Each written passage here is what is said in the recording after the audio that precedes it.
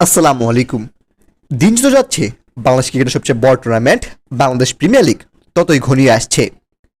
সাথে সাথে বাড়ছে নাটকীয়তাও। 2025 বিপিএল কটা দল থাকবে তা মোটামুটি নিশ্চিত হলেও ঠিক কি কি নামে খেলবে দলগুলো এবং 2024-এ কটা দল মালিক এবার টিকে যাচ্ছে, নতুন মালিক কটা আসছে তা এখনো নিশ্চিত নয়। প্রতিদিনই বাজারে আসছে নতুন নতুন খবর। এরই বীরের সোমবার বিপিএল নিয়ে এসেছে সবচেয়ে বড় একটা খবর। বিপিএল চট্টগ্রাম চ্যালেঞ্জার্সের ভবিষ্যৎ এখন দোলা চলে, বরং এই টুর্নামেন্টে ফিরছে চট্টগ্রাম কিংস। বিপিএল একেবারে শুরু 2 আসরে চট্টগ্রাম নাম ছিল চট্টগ্রাম কিংস। প্রায় এক যুগ পর আবারও বিপিএল ফিরছে চট্টগ্রাম কিংস। মূলত টাকা পয়সার বেখেলের কারণেই আক্তার গ্রুপ চট্টগ্রাম চ্যালেঞ্জার্সের সঙ্গে আর চুক্তিতে থাকতে চায় না বিসিবি।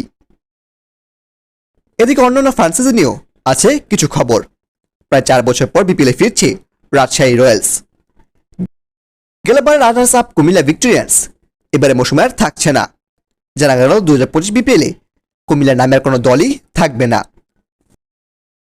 মূলত কুমিল্লা পরিবর্তেই বিপিএলে ফিরছে রাজশাহী রয়্যালস।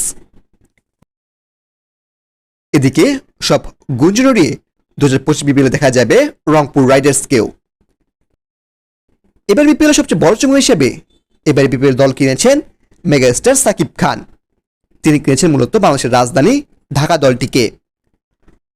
কয়েক আসর ধরে ঢাকা দলে দেখা যায়নি বড় কোনো তারকা।